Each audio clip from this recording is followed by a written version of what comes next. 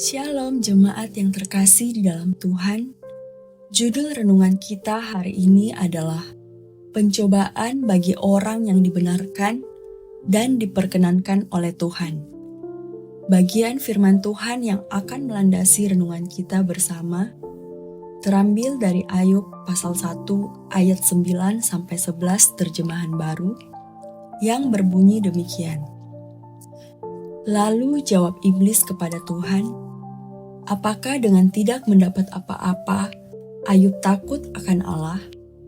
Bukankah engkau yang membuat pagar sekeliling dia dan rumahnya, serta segala yang dimilikinya? Apa yang dikerjakannya telah kau berkati, dan apa yang dimilikinya makin bertambah di negeri itu. Tetapi ulurkanlah tanganmu, dan jamahlah segala yang dipunyainya. Ia pasti mengutuki engkau di hadapanmu.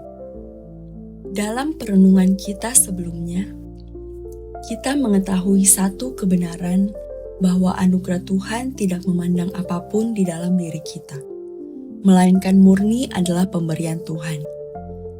Dalam bacaan kitab Ayub ini, kita mengetahui bahwa ketika seseorang dibenarkan dan diperkenan oleh Tuhan, akan ada satu pihak yang tidak senang, si jahat, si penggoda, dan si penuntut atau pendakwa, yaitu iblis. Sehingga melalui bagian firman Tuhan ini kita tahu bahwa ketika seseorang diberkati oleh Tuhan dengan berbagai macam berkat, maka akan selalu ada orang yang memandangnya dengan pikiran negatif, iri hati, dan kemudian berusaha untuk menyaingi, bahkan menjatuhkannya. Dan kebenaran ini pun kita jumpai dalam bagian kitab Ayub hari ini. Hari ini kita menemukan bahwa ada iblis di antara anak-anak Allah yang datang menghampiri tahta Allah dan memberikan laporan kepada Allah. Sebenarnya ini pun sebuah ironi, sebab bagaimana mungkin iblis yang dipandang sebagai sumber dari segala dosa yang ada di dunia ini dapat tahan ketika berhadapan dengan kekudusan Allah?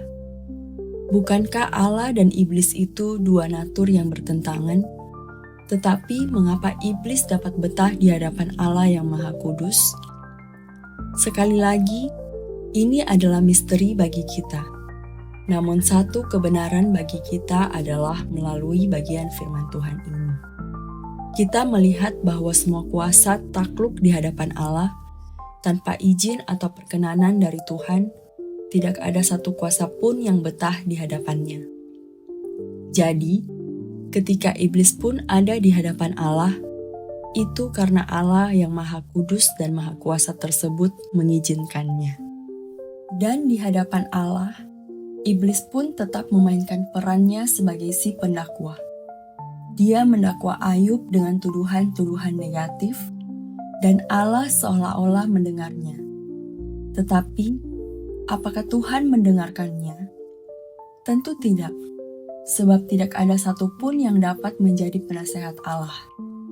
Jika Allah membutuhkan penasehat, maka sesungguhnya Ia bukanlah Allah yang kita kenal sebagai sumber hikmat yang agung.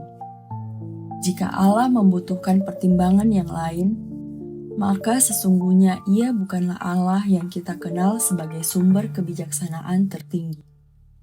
Jika Allah dapat diprovokasi oleh ucapan iblis, maka sekali lagi, sesungguhnya Ia bukanlah Allah yang kita kenal sebagai yang Maha Tahu.